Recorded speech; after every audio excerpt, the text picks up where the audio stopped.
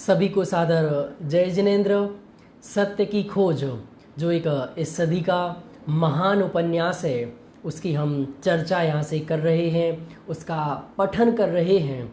सचमुच यह हम सबका सौभाग्य है कि यह उपन्यास हम सबको पढ़ने सुनने को मिल रहा है। अगर इस उपन्यास को नहीं पढ़ें, इसकी विषय वस्तु को नहीं समझें, तो ना जाने हम भी कहीं किसी के चक्कर में फंस जाएंगे, उलझे होंगे। तो किसी के चक्कर में नहीं फंसना है तो इस उपन्यास को पढ़ना है और बहुत ध्यान से, बहुत बारीकी से पढ़ना है। कल तक हम देख चुके थे कि जो विवेक कुमार और रूपमती हैं वह अतिशय चित्त पर पहुंच चुके हैं और वहाँ के माहौल को देखकर विवेक कुमार ने जो कुछ प्रतिक्रिया व्यक्त की थी वह रूपमती के बिल्कुल हृदय में बैठ गई। और जब रात को वो सोए तो रूपमती को ऐसा एक स्वप्न आया कि कोई एक भयंकर राक्षस आया है जो विवेक कुमार को मारने के लिए तैयार है। पर वो जैसे ही अपनी आँख खोलती है तो ऐसा कुछ नहीं होता है। हमने कल बहुत सुंदर स्वप्न की परिभाषा भी देखी थी। स्वप्न तो अपने अवचेतन मन में दबे हुए भावों का ही प्रतिफल होते हैं। स्वप्न कोई नई चीज़ नहीं है। अब फिर दोनों एक दूसरे को समझाने लगते हैं, एक दूसरे को मनाने लगते हैं, पर विवेक कुमार को थोड़ा माहौल बिगड़ता हुआ लगता है तो वह उनकी ओर ध्यान देता है। आइए अब हम 6 नंबर का दृश्य यहाँ से पढ़ रहे हैं। यह कैसी विचित्र विडंबना है कि ज्ञानी तो अज्ञानी को पागल समझता ही है, पर अज्ञानी भी ज्ञानी को कम पागल नहीं समझता। कितना बड़ा सेंटेंस यहाँ से कह दिया, गोल्डन स्टेटमेंट दे दिया यहाँ से, क्योंकि ये सच है। अनंत ज्ञानियों का एक मत और एक अज्ञानी के अनंत मत। कोई रिपीट कर सकता है क्या आप लोगों में से? क्या क्या क्या बोला मैंने? अनंत ज्ञानी का एक मत और एक अज्ञानी के अनंत मत। और यहाँ क्या कह रहे हैं कि यह कितनी विचित्र विडंबना है कि जो ज्ञानी है वह तो अज्ञानी को समझता है कि भाई ये बिल्कुल मूर्ख है, संसारी है, अज्ञानी है, पागल जैसी बातें कर रहा है। पर अज्ञानी भी ज्ञानी को कम मूर्ख नहीं समझता है, वह भी अपने आप को कम ज्ञानी नहीं समझता है। सचमुच ज्ञान नहीं होने पर भी अपने आप को ज्ञानी मानना, इसका नाम ही अज्ञानपना है। अपना जो ज्ञान स्वभाव है, अपने आप को इस छोटे बड़ा मानना, क्षयोपशम ज्ञान से, इन सब चीज़ों से, वास्तव में इसका नाम ही अज्ञानपना है। यथार्थ स्थिति का ज्ञान नहीं होना, इसका नाम ही अज्ञानपना है। पर अज्ञानी भी ज्ञानी को कम पागल नहीं समझता है। विवेक कुमार को तो रूपमती के धार्मिक पागलपन को दूर करने की चिंता थी ही, पर रूपमती को भी विवेक कुमार को रास्ते पर लाने की कम चिंता ना थी, क्योंकि एक दोनों अपने आप को ज्ञानी समझ रहे थे और दूसरे को अज्ञानी समझ रहे थे। तो दूसरे को रास्ते पर लाना चाहते हैं, सही रास्ते पर लाना चाहते हैं। चिंता मग्न रूपमती ने सोचा कि विवेक को गुरुदेव के पास ले जाने के पहले एक बार उनके पास अकेले ही जाना चाहिए, क्योंकि कल रूपमती को एक ऐसा वो मिला था कि हमारे पास में एक साधु महात्मा ठहरे हैं, हम उनके पास जाएंगे तो शायद वो विवेक को ठीक कर सकते हैं। तो इसीलिए रूपमती ने जाने का सोचा, पर उसने सोचा कि हम विवेक कुमार को साथ में ले जाएं, फिर ना जाने क्या वहाँ बोल देंगे, क्या कर देंगे, इसलिए पहले एक बार मैं अकेली जाती हूँ, बाद में विवेक कुमार को साथ ले जाऊँगी। तो चिंता मग्न रूपमती ने सोचा कि विवेक को गुरुदेव के पास ले जाने के पहले एक बार उनके पास अकेले ही जाना चाहिए और उन्हें सारी बात बता देना चाहिए। उसके बाद उनके आदेशानुसार विवेक को उनके पास ले जाना ठीक रहेगा। गुरुदेव के समक्ष समस्त स्थिति स्पष्ट किए बिना विवेक को उनके पास ले जाने पर कुछ अनर्थ भी हो सकता है। रूपमती को किस बात का डर है? कहीं हम विवेक कुमार को ले गए और इनने अपनी आवेगपूर्ण बातें की जो रूपमती मानती थी, तो क्या होगा? फिर स्थिति, थोड़ा मामला बिगड़ जाएगा, कुछ अर्थ की जगह अनर्थ हो जाएगा, कुछ और बिगड़ जाएगा, क्योंकि उनका क्या भरोसा, उनके सामने भी कुछ ना कहने लगे। रूपमती जब उनके पास पहुंची तो वे अनेक भक्तों से घिरे बैठे थे। कौन? साधु महात्मा। सब अपनी अपनी व्यथा कथा सुना रहे थे।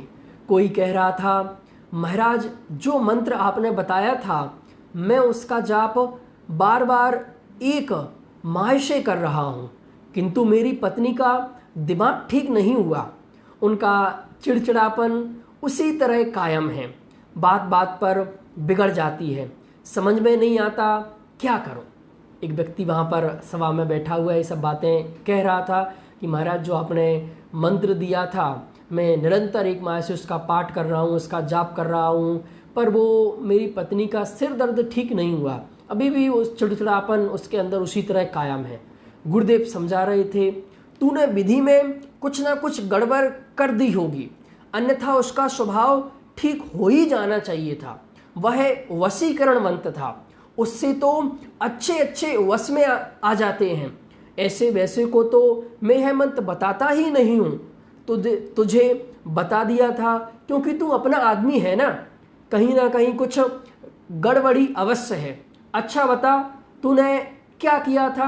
अब महाराज अपनी तरफ से कुछ बातचीत उससे कर रहे हैं, कुछ सवाल जवाब कर रहे हैं, क्योंकि उसने तो एक झटके में जो महाराज ने मंत्र दिया था उस मंत्र को असिद्ध करने जैसा कह दिया कि इस मंत्र से तो महाराज काम नहीं हुआ, अब क्या करें। तो महाराज कहते हैं जो मैंने विधि बताई थी तूने उसमें कमी कर दी, क्योंकि ये जो मंत्र है ना ये मैं सबको नहीं देता, सामान्य व्यक्तियों को तो देते ही नहीं, तू तो अपना घर का आदमी है, तो महाराज के भी कुछ घर के आदमी होते हैं, कुछ अपने होते हैं, तो तेरे लिए ही दिया था, तूने जरूर कुछ गड़बड़ी की है इसलिए यह ठीक नहीं हुआ है।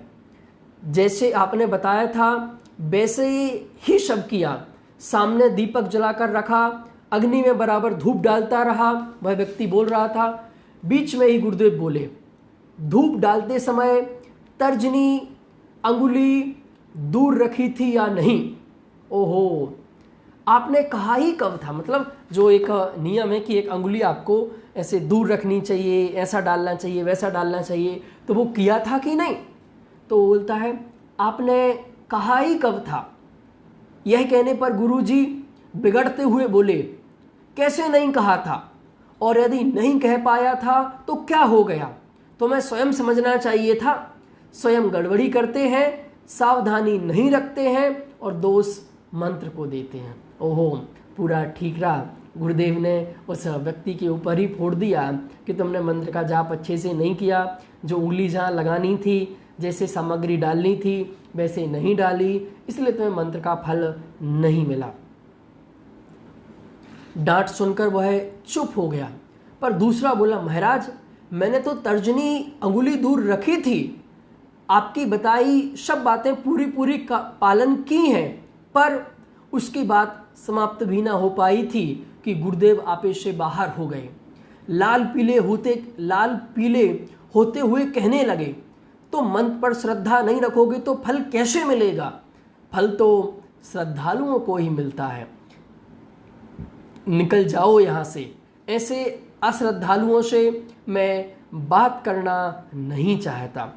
वे दोनों हाथ जोड़कर बोले, महाराज यदि श्रद्धा ना होती तो फिर आपके पास आते ही क्यों। महाराज ने कहाँ बाबू बात ले गए। एक दूसरा व्यक्ति खड़ा हुआ कि महाराज जैसी विधि आप कह रहे हैं मैंने तो वैसा ही किया था, फिर भी मुझे फल नहीं मिला। तो उन्होंने कहा तुमने किया तो वैसा था पर तुम्हें श्रद्धा नहीं है। ये बहुत बड़ा शब्द है, इससे ही पूरा धंधा चल रहा है। क्या बोला, तुम्हें मंत्र पर सच्ची श्रद्धा नहीं है इसलिए तुम्हें लाभ नहीं हुआ। तो व्यक्ति बोला, क्यों नहीं है श्रद्धा। महाराज श्रद्धा है तभी तो मैं आपके पास आया हूँ। ऐसे बाबा जी हजारों हैं, हजारों गुरुदेव हैं, मैं उनके पास नहीं जाके आपके पास आया हूँ। इसका मतलब क्या, इसका मतलब यही तो कि मुझे आपके ऊपर श्रद्धा है, आपके बताए हुए मंत्र पर श्रद्धा है, तभी तो मैं जाप कर रहा था, नहीं तो नहीं करता। गुरु जी गरज कर बोले, तो फिर अविश्वास की बात क्यों करते हो। यह क्यों नहीं कहते कि मंत्र से आराम हुआ, काम हुआ। काम हुआ ही नहीं तो कैसे कहें। ऐसा कहने पर गुरुजी समझाते हुए बोले, भाई इसी का नाम तो अश्रद्धा है, और अश्रद्धा विश्वास किसे कहते हैं। तुम सबके सामने कह रहे हो कि मंत्र से काम नहीं हुआ, आराम नहीं हुआ, इससे अधिक अश्रद्धा और क्या होगी। चाहे काम हो चाहे काम ना हो, मंत्र के प्रति श्रद्धा ही व्यक्त करनी चाहिए, तभी काम होता है। अपनी अश्रद्धा का दोष मंत्र के नाम पर मढ़ते हो, तुम कभी भी अश्रद्धा की बात ना करना। कहते हुए गुरुदेव तीसरे की ओर मुड़ गए और उससे बात करते पूछने लगे। गुरुदेव ने समझाया, उन्होंने श्रद्धा का मतलब समझाया, विश्वास का मतलब समझाया कि भाई चाहे तुम्हें लाभ हुआ हो चाहे नहीं हुआ हो, पर कभी यह मत कहना कि नहीं हुआ, क्योंकि इसका नाम अश्रद्धा है। उन महाराज की भाषा में इसका नाम अविश्वास है। आपने मंत्र पर अविश्वास प्रकट कर दिया है, इसलिए हमेशा एक ही बात कहना, हाँ लाभ हुआ है, हाँ लाभ हुआ है। झूठ बोलते रहना, झूठ बोलते रहना, हाँ लाभ हुआ है। उसने कहा महाराज आपने जब से तावीज़ दी तब से उसका स्वास्थ्य सुधार पर है आपके मंत्र से। महाराज जो तीसरे व्यक्ति की ओर चले गए, उसने बोला कि महाराज आपने जब से ताबीज बांधा तभी से उसका स्वास्थ्य सुधार पर है आपके मंत्र से। उसकी बात पूरी भी ना हो पाती कि महाराज सबको संबोधित करते हुए बोलने लगे, देखो श्रद्धालुओं को लाभ मिलता ही है, इसे मिला ना, एक को मिला और दूसरे को नहीं मिला। यदि मंत्र या तावीज में कोई कमी होती तो दोनों को ही लाभ नहीं मिलना चाहिए था। जिसे श्रद्धा थी उसे मिला, जिसे श्रद्धा नहीं थी उसे नहीं मिला। महाराज ने कहाँ से बात खींची कि जिसको श्रद्धा थी, देखो इसको मिल गया ना, क्यों मिला, क्योंकि इसे श्रद्धा थी, और दूसरे को क्यों नहीं मिला, क्योंकि इसे श्रद्धा नहीं थी। अतः लाभ लेना हो तो सबको श्रद्धालु बनना चाहिए। चौथा बोला, महाराज यह बाहर तो कह रहा था कि हमें कोई लाभ नहीं हो रहा है, महाराज को उलाहना देने आए हैं, अब कहाँ। क्या बोला चौथा व्यक्ति कि महाराज जो अभी ये महानुभाव आपसे बात कर रहे हैं कि मुझे तो लाभ हुआ है, एक कुछ देर पहले मुझे बाहर मिले थे तो ये कह रहे थे नहीं मुझे कोई लाभ साफ नहीं हुआ है, मैं तो महाराज के इस मंत्र को और महाराज ने जो ताबीज़ दी थी उसको उलाहना देने आया हूँ कि आपके मंत्र से कुछ नहीं होता, आपकी ताबीज़ से कुछ नहीं होता। अभी ऐसा बोलने लगा है। महाराज भीखरुटी चढ़ाते हुए बोले, गुस्सा होते हुए बोले, भड़काइए नहीं, उसे अपनी बात कहने दीजिए, क्यों तुझे लाभ मिलाना। वह हाथ जोड़ते हुए बोला, महाराज मैं अश्रद्धालु नहीं बनना चाहता, अन्यथा इनके समान मेरा भी तो नुकसान हो सकता है। यदि श्रद्धा रखूँगा तो आज नहीं तो कल तो लाभ मिलेगा। अभी अभी आपने फरमाया था कि अश्रद्धालु को लाभ नहीं मिलता, हम अश्रद्धा क्यों रखें, हमें तो लाभ मिले चाहे ना मिले, हम तो यही कहेंगे कि लाभ मिला। और एक बात यह भी तो है कि यदि हमें लाभ नहीं मिला तो इसमें आपका क्या दोष, हमारे भाग्य का ही दोष है। आप तो सबका भला ही चाहते हैं, करते हैं, आपका उसमें क्या दोष, आपका कोई स्वार्थ तो है नहीं, आप कुछ लेते देते तो है नहीं। यदि चढ़ावा चढ़वाते हैं तो भाई आप पे घर में थोड़े ही जाता है। ये जो चौथा था ये और ज़्यादा समझदार था, इससे ऐसी बात कर रहा है। लोग कहते हैं कि आपके घर में नहीं जाता तो और कहाँ जाता है, पर उन्हें क्या पता, वे कुछ समझते तो है नहीं। आपका घर ही कहाँ है जो आपके घर में जाएगा। ये मोटर गाड़ियाँ, ये ताम झाम आपके थोड़ी ही हैं। आप तो साधु महात्मा ठहरे, आपको इनसे क्या लेना देना। यदि यह सब आपकी आज्ञानुसार चलता है, इच्छानुसार चलता है, आपकी मर्जी बिना इसका पत्ता भी नहीं हिलता तो क्या हो गया। पत्ता तो भगवान की मर्जी के बिना भी नहीं हिलता, तो क्या सब भगवान का हो गया। भगवान का हो गया तो आपका भी हो गया, पर जब भगवान का ही नहीं हुआ तो आपका कैसे हुआ। लोगों की जबान का कुछ ठिकाना तो है नहीं, बकते हैं, कहते हैं महाराज ने लाखों का 12 न्यारा कर दिया, पर किसके लिए, क्या अपने लिए किया है। अपने लिए तो सिर्फ 2 रोटियां हैं, यह सब धर्म के लिए ही तो है।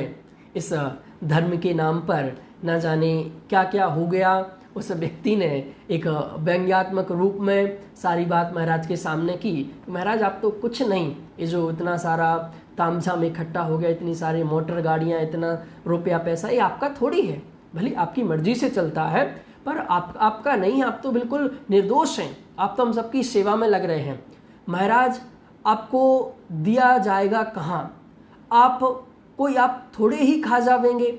यदि आप इसकी व्यवस्था जमा देते हैं तो धर्म के लिए ही तो है यह सब।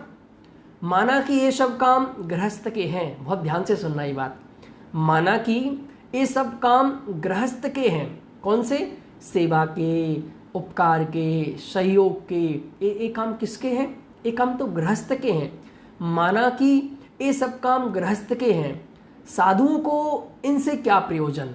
पर जब गृहस्थ ना करे तो साधुओं को करना पड़ता है। यदि हम ही कर लेते तो आपको क्या? आनंद से आत्मा का ध्यान करते, परमात्मा का स्मरण करते, इस चक्कर में क्यों पड़ते? पर हम गृहस्थ तो कुछ करते नहीं, इसलिए आपको करने पड़ते हैं। कितने सुंदर तरीके से उस भक्त ने सारी बातें कह दी कि महाराज ये जो आप काम कर रहे हैं ये काम आपके नहीं थे, ये काम तो गृहस्थ के हैं। पर महाराज जब करने बैठ जाते हैं तो गृहस्थ को मौका कहाँ मिल पाता है। पर उसने दूसरे रूप में कहा कि महाराज का काम तो आत्मा का ध्यान करना था, परमात्मा का स्मरण करना था। महाराज इस चक्कर में क्यों पड़े? पर हम लोग पढ़ते नहीं है ना, गृहस्थ करते नहीं है कुछ, तो फिर महाराज को आके करना पड़ता है। आपने तो अपना घर बार आत्महित के लिए छोड़ा था। किस लिए छोड़ा था? भजन भी आता ना, धन्य मुनीश्वर आत्महित में छोड़ दिया परिवार, कि तुमने छोड़ा सब घर बार। धन छोड़ा वैभव सब छोड़ा, छोड़ दिया संसार, कि तुमने छोड़ा सब घर बार। आपने तो अपना घर बार आत्महित के लिए छोड़ा था। किसके लिए? महाराज किस लिए बने थे? साधु किस लिए बने थे? किसका नाम साधु? जिसके संसार का अंत हो गया है उसका नाम है साधु, उसका नाम है संत। तो आप संत संसार का अंत करने के लिए बने थे। आपने तो अपना घर बार आत्महित के लिए छोड़ा था, इस झंझट में पढ़ने के लिए थोड़े ही छोड़ा था। पर क्या करें, जगत का दुख आपसे ना देखा गया, तभी तो इसमें उलझ पड़े। वो भक्त क्या कह रहा है कि महाराज आप तो अपने आत्म कल्याण के लिए, आत्महित के लिए आपने घर बार छोड़ा था, पर ये जगत का दुख आपसे नहीं देखा गया, इसलिए आप इसमें उलझ गए। उनकी स्तुति सुनकर महाराज अत्यंत संतुष्ट होते हुए बोले, परोपकाराय सताम विभूतया। अर्थात सज्जनों की विभूतियाँ परोपकार के लिए ही होती हैं। कि जो वास्तव में सज्जन व्यक्ति होते हैं उनकी जो विभूति होती है, उनके पास जो भी सामग्री होती है वो दूसरों के उपकार के लिए होती है। महाराज ने ऐसा अपनी संतुष्टि के लिए कहा। रूपमती सबकी बात ध्यान से सुन रही थी। वह अपनी बात कहे इसका अवसर ही उसे नहीं मिल पा रहा था, क्योंकि भीड़ बहुत सारी लगी थी, बहुत सारे लोग वहाँ पर बैठे थे। वह उत्सुकता से उस क्षण की प्रतीक्षा कर रही थी कि जब उसे अपनी व्यथा सुनाने का अवसर प्राप्त हो। उधर जब विवेक अपने कमरे पर लौटा तो उसने कमरे का ताला लगा पाया। कुछ समय यहाँ वहाँ देखकर रूपमती की प्रतीक्षा की, पर जब रूपमती नहीं आई तो उसने उसे तलाश करना आरंभ किया तो पता चला कि रूपमती पास ही में ठहरे महात्मा जी के दर्शनार्थ गई है। वह भी वहीं जा पहुंचा और चुपचाप बैठ गया। उसने समस्त चर्चा को बहुत ध्यान से सुना और मन ही मन इस पोप लीला पर आंदोलित हो उठा। अब वो क्या करता? कोई विवेकी, कोई समझदार व्यक्ति जब अवैज्ञानिक, जिनमें कोई लॉजिक नहीं है, जिनमें कोई तर्क नहीं है, बस एक कर लो तो ऐसा हो जाएगा, वैसा कर लो कि तुम 24 घंटे कितने पाप करो, बस एक हवन करा दो हमारे यहाँ तो तुम्हारा काम हो जाएगा, इसको धूप डाल दो तो तुम्हारा काम हो जाएगा। ऐसी ऐसी अवैज्ञानिक बातें सुन के विवेक कुमार का मन तो बहुत भर गया, बहुत आंदोलित हो गया। पर बेचारा क्या करता, बहुत कुछ कहना चाहता था पर कुछ भी नहीं कह पा रहा था, क्योंकि कल की घटना अभी ताज़ी थी। क्योंकि कल उसने थोड़ा बहुत कहा था तो उससे रूपमती कितनी दुखी हुई थी, कितनी ज़्यादा आक्रोशित हुई थी, कितनी मर्माहत हुई थी। तो वो भी घटना कल की ताज़ी थी। सिर्फ विवेक कुमार ने कुछ भी नहीं बोला। वह कुछ बोलकर रूपमती की मानसिक स्थिति को और भी अधिक असंतुलित नहीं करना चाहता था। देखो, ये जो विवेकी होते हैं ना, जो सज्जन होते हैं, जो वास्तव में ईमानदार होते हैं, उन्हें इस बात की कदम कदम पर खबर रहती है कि कब बोलना है, कितना बोलना है, कब नहीं बोलना है। मतलब ये चुप रहना भी बहुत बड़ी कला है। ये जो कुछ लोग होते हैं, कुछ बहुत बहुत मुंह चलता है, हर बात पर मुंह चलता है। ये आदत भी बिल्कुल अच्छी नहीं है, ये भी विवेकपूर्ण नहीं है। मतलब वो व्यक्ति विवेकी नहीं है जो बहुत अधिक बोलता है, और जो बिल्कुल शांत रहता है, बोलता ही नहीं है, मूर्ख जैसा बना रहता है, वो आदत भी बिल्कुल ठीक नहीं है। तो कब बोलना, कब नहीं बोलना, या जिसके बारे में बोला जा रहा है, जिसके लिए बोला जा रहा है, बात ठीक है, बात बिल्कुल विवेक कुमार की ठीक है, पर जो सामने वाला है अभी उसकी मानसिक स्थिति कैसी है। मतलब मैं आपसे एक बात करूं कि आज भारत में नहीं, पूरी दुनिया में जितने झगड़े हैं ना, उनकी एकमात्र वजह है कि व्यक्ति थोड़ी सी साइकोलॉजी नहीं समझते। ये माँ बाप के और बच्चे के झगड़े किस बात के हैं कि वो बच्चे की साइकोलॉजी नहीं समझते हैं, वो उसकी सामने वाले की मानसिक स्थिति नहीं समझते हैं। आज हम इतने स्वार्थी हो गए हैं या इतने अविवेकी हो गए हैं कि बस मेरे दिमाग में जो आया वो बोल देना, वो ही सच है। अब कब बोलना, कितना बोलना, किससे बोलना, ये बहुत बड़ी कला है। आपको समझ में आ रहा है? तो इसीलिए कोशिश तो सबसे अच्छा है कि हम कम बोलें, पर काम का बोलें। क्या बोला? हम कम बोलें पर काम का बोलें, तो विवेकपूर्ण बात करें। तो विवेक कुमार ने भी बहुत दिमाग लगाया कि अभी हम कुछ बोल देते हैं तो रूपमती की जो मानसिक स्थिति पहले से ही बहुत ज़्यादा खराब है। मेरी बात बिल्कुल ठीक है, हमें क्या लगता है, मैं तो ठीक हूँ, मैं तो सच कह रहा हूँ। सच कह रहे हैं, पर सच कहने का भी एक समय होता है, सच कहने की भी एक स्थिति परिस्थिति होती है। अगर आप हर समय मैं तो सच कह रहा हूँ, सच कह रहा हूँ, सच भी कब कैसे कहा जाता है इसका भी पता होना चाहिए, उसे कैसे कहा जाता है यह भी हमें आना चाहिए। वह कुछ बोलकर रूपमती की मानसिक स्थिति को और भी अधिक असंतुलित नहीं करना चाहता था। क्यों? क्योंकि अभी जो बोलेगा उससे क्रोध बढ़ेगा, उससे कुछ समझ में नहीं आएगा, वो सुधरेगी नहीं। तो कब हमारे बोलने से क्रोध बढ़ेगा, कब हमारे बोलने से सामने वाला सुधरेगा, इस बात का बैलेंस जिसके जीवन में आ गया वो इस दुनिया की जंग जीत गया। अब उसे दुनिया में कोई नहीं हरा सकता है। आपको दुनिया में सबसे बड़ा बनना है, दुनिया में महान बनना है, तो यह कला सीख जाइए बस, कि मैं जब कब सामने वाले को समझाऊं, मैं कैसे समझाऊं कि उससे गुस्सा नहीं आए, वो क्रोधित नहीं हो, अपितु मेरी बात समझ में आ जाए। आज हम बिजनेस के एंगल से भी बात करें तो लोग अपने जो उसके कस्टमर हैं या उसके जो कर्मचारी हैं उनसे बात करने का तरीका ही नहीं जानते, कब कैसे कैसी बात करनी है। अब हमारा समझाना उसके लिए गुस्सा का कारण बन जाता है, हमारा बोलना उसके लिए नौकरी छोड़ने का कारण बन जाता है, हमारा एक बोलना उसको दुख का कारण बन जाता है। तो ऐसा नहीं होना चाहिए। तो विवेक कुमार ने कितने विवेकपूर्णता से निर्णय लिया कि वह कुछ बोलकर रूपमती की मानसिक स्थिति को और भी अधिक असंतुलित नहीं करना चाह रहा था। वह समझता था कि अगर मैंने कुछ बोला तो मामला बिगड़ जाएगा, तो अभी चुप रहने में ही भलाई है। पॉइंट समझ में आया? तो ये एक कला आपके अंदर डेवलप होनी चाहिए। वह अच्छी तरह जान चुका था कि उसकी तर्क संगत बातों का और लोगों पर चाहे जैसा प्रभाव हो, पर रूपमती को कोई लाभ पहुंचने वाला नहीं है। वह समझ रहा था मेरी जो तार्किक बातें हैं इससे दुनिया के लोगों पर ना जाने कितना अच्छा प्रभाव पड़ेगा, दुनिया के लोग सुधर जाएं। पर रूपमती है वो अभी सुधरने वाले नहीं हैं, क्योंकि ये भी कला है। क्योंकि जो तर्क आप दे रहे हैं, पहले यह देखो कि किसे दिए जा रहे हैं। वो उस सामने वाले व्यक्ति में भी वो तर्क समझने की क्षमता है कि नहीं, शक्ति है कि नहीं। क्योंकि जो सामने वाला व्यक्ति है वो भावना प्रधान है। दुनिया में दो तरह के लोग होते हैं, एक होते हैं लॉजिकल, एक होते हैं इमोशनल। क्या बोला?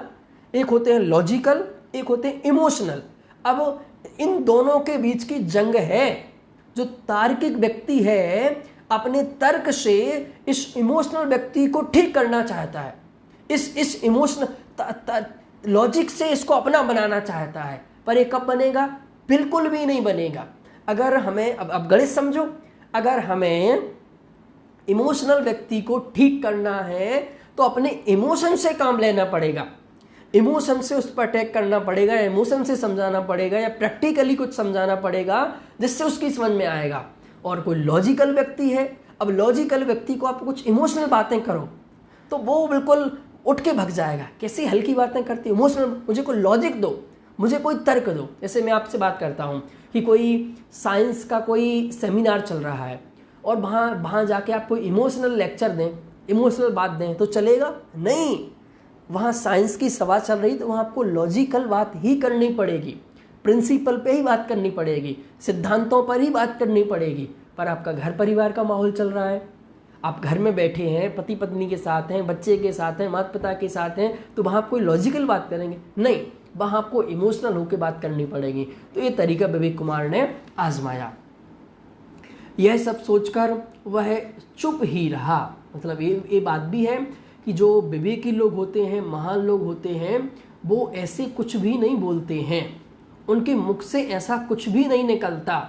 वह बहुत सोच समझ कर, ये हमेशा याद रखना, जो विवेकी होते हैं उनके मुँह से जो एक एक शब्द निकलते हैं वो बहुत सोच समझ कर निकलते हैं। ऐसे ही धुआं में वो लठ नहीं मारते हैं। पर वह और अधिक बहाना बैठ सका, चुपचाप उठकर अपने कमरे की ओर चल दिया। उसे लग रहा था कि मैं यहाँ बैठूंगा तो फिर ज़रूर मेरे मुंह से कुछ निकल जाएगा, तो फिर उसने स्थिति चेंज कर ली, वह वहाँ से चला गया। अब कभी कभी ऐसा आपके घर पे भी होता है, आपकी पति पत्नी से आपस में झगड़ा हो रहा है, तो अब क्या करें? पहले तो विवेकी व्यक्ति है कि भाई सामने से कुछ बातचीत आ रही तो अपन थोड़े शांत हो जाओ, सुन लो। पर नहीं सुना जा रहा है, अब बहुत आंदोलित हो गए हैं, तो क्या करें? अभी जब वहाँ माहौल गर्म है तो आप थोड़े शीतल बन के आप थोड़े से यहाँ से चले जाओ। जब माहौल शीतल हो जाए तो फिर आप बैठ के बातचीत करेंगे।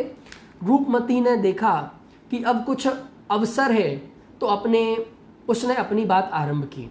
वह अपनी व्यथा कथा दिल खोलकर सुनाना चाहती थी, पर गुरुदेव ने देखा कि यहाँ कुछ अश्रद्धालु लोग भी बैठे हैं और यह केस उनके सामने सुनने से मामला जमाने में कुछ असुविधा हो सकती है।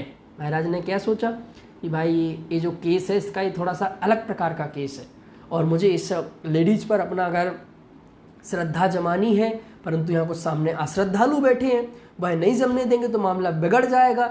इसीलिए और यह केस उनके सामने सुनने से मामला जमाने में कुछ असुविधा हो सकती है। अतः बीच में ही टोकते हुए अगले दिन पति सहित आने का आदेश देकर चुप कर दिया। महाराज ने तत्काल बोला, चुप, शांत हो, कल तुम अपने पति के साथ आना जब तुम्हारी बात पूरी सुनी जाएगी। दरबार समाप्त हो चुका था। गुरुदेव अपनी किचन कैबिनेट के साथ भीतर चले गए और भक्तगण बिखर गए, जो हम प्रायः देखते हैं। रूपमती इस आशा के साथ धर्मशाला को चल दी कि कल सब कुछ ठीक हो जाएगा। गुरुदेव ने समय दे ही दिया है, अब बस बात करने की देर है। रूपमती बिल्कुल निश्चिंत हो चुकी है कि ओहो अब तो हमारा काम हो गया, कल हम बिल्कुल सुखी हो जाएंगे। गुरुदेव ने हमारे लिए समय दे दिया है कल का पति के सहित, तो हम विवेक कुमार को लाएंगे और महाराज समझाएंगे तो विवेक कुमार बिल्कुल ठीक हो जाएंगे। कुछ ना कुछ रास्ता निकलेगा ही, जहाँ चाह वहाँ राय होती है। ऐसा रूपमती के अंदर बिल्कुल मंथन चलने लगा, चिंतन चलने लगा। वह कुछ अतिरिक्त प्रसन्नता के साथ कमरे में पहुंची तो विवेक को प्रतीक्षा करते विषण मुख खड़े पाया। वो तो बहुत प्रसन्नता के साथ, बहुत खुशी खुशी गई, क्योंकि उसे तो लग रहा था मेरा तो अब काम हो गया, महाराज ने समय दे दिया तो कल हमारा पूरा काम हो जाएगा। पर जब वहाँ जाके देखा, घर पे पहुँची, तो विवेक कुमार बहुत दुखी था, बहुत परेशान मन के साथ खड़ा था। चिंतामग्न विवेक सोच रहा था कि इस नए संकट से रूपमती को कैसे उबारा जाए। वह आया तो था रूपमती को धर्म के नाम पर चलने वाली धोखाधड़ी से उबारने के लिए, पर यहाँ उसे लेने के देने पड़ रहे हैं। विवेक कुमार बहुत चिंता में चला गया, बहुत अधिक दुखी होने लगा कि भाई मैं तो इस रूपमती को यहाँ तीर्थ यात्रा पर इसलिए लाया था, यहाँ पर इसलिए लाया था कि जो धर्म के नाम पर इसके दिमाग में बहुत सारी गड़बड़ चलती रहती हैं, बहुत सारी क्रियाकांड चलते रहते हैं, सही धर्म का नई स्वरूप नहीं समझती है, तो इस क्षेत्र पर बैठेगी, कुछ सुनेगी, कुछ समझेगी, उसकी मान्यता ठीक होगी, पर यह तो और उस दलदल में फंसती जा रही है। अब क्या करें? चिंतामग्न विवेक सोच रहा था कि इस नए संकट से रूपमती को कैसे उबारा जाए। वह आया तो था रूपमती को धर्म के नाम पर चलने वाली धोखाधड़ी से उभारने के लिए। किसके लिए आया था? धर्म के नाम पर जो धोखाधड़ी चल रही हैं, लगता है कुछ धोखाधड़ी चल रही हैं, पता चलेगा अभी आगे, उभारने के लिए। पर यहाँ उसे लेने के देने पड़ रहे थे। दिन भर दोनों दैनिक चर्या में उलझे रहे, परस्पर कोई विशेष चर्चा नहीं हुई। संध्या को दोनों अपनी अपनी बात एक दूसरे के सामने रखने के उपायों पर विचार करते हुए शयन कक्ष में प्रविष्ट हुए। मतलब अब दिन भर उनके बीच में से कोई विशेष बातचीत नहीं हुई, पर दोनों एक दूसरे को समझाने की मूड में हैं। तो दोनों के बीच में विचार चल रहा है कि कैसे इनको समझाया जाए, कैसे क्या किया जाए। ऐसा चिंतन करते करते दोनों वहाँ पर अपने शयन कक्ष में चले गए हैं। अब कल क्या होगा, क्योंकि कल महात्मा जी ने रूपमती को विवेक के साथ बुलाया है। अब विवेक जाता है कि नहीं जाता है, कैसे जाता है, वहाँ जाकर क्या होगा, क्या विवेक कहेगा, क्या नहीं कहेगा, यह सब बातें कल हमें देखने सुनने मिलेंगी। बनी रहिए हमारे साथ, कल हम इसकी चर्चा करेंगे। सभी को सादर जय जिनेंद्र।